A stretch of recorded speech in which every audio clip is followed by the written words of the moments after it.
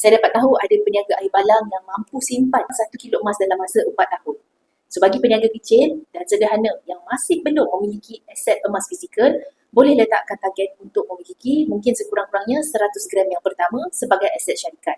100 gram ini tuan-puan boleh jadikan sebagai aset untuk rolling modal. 100 gram hari ini tuan-puan sekitar RM58,000. Kenapa peniaga perlu simpan modal dan keuntungan dalam bentuk emas?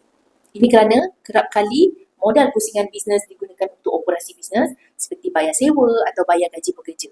Apabila tiba masa untuk kembangkan bisnes ataupun untuk keluarkan modal, tuan-puan mungkin terpaksa cari modal dari luar seperti keluarkan simpanan ataupun mungkin buat pinjaman bank.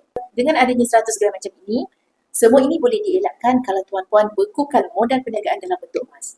Dengan 100 gram ini, tuan-puan boleh pajak di mana-mana arahnu untuk dapatkan pinjaman segera. Wang tunai yang tuan-puan dapat boleh dijadikan modal untuk berniaga ataupun membayar pembekal. Bila tuan-puan sudah ada hasil keuntungan perniagaan, tuan-puan boleh tebus semula kurban 100 gram ini daripada arahnu tersebut. Dengan cara ini, tuan-puan boleh kekalkan momentum berniaga tanpa perlu pinjaman bank. Dan dengan keuntungan yang tuan-puan simpan dalam bentuk emas, tuan-puan juga sudah menambah aset emas sekaligus modal bisnes tuan-puan.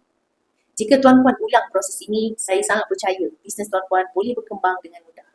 Tuan-puan juga ada pilihan untuk dapatkan korba 250 gram ataupun 1 kilo yang lebih menguntungkan dari segi sudut simpanan. Tuan-puan hari ini hanya perlu untuk mulakan tabungan emas. Simpanan emas bersama Pak Pikul adalah mudah, murah dan patuh syariah. Bagi tuan-puan yang nak mulakan tabungan emas dan perlukan bimbingan, boleh rujuk info saya cara mudah daftar akaun dan saya akan bimbing laksanakan simpanan emas yang terbaik untuk tuan-puan.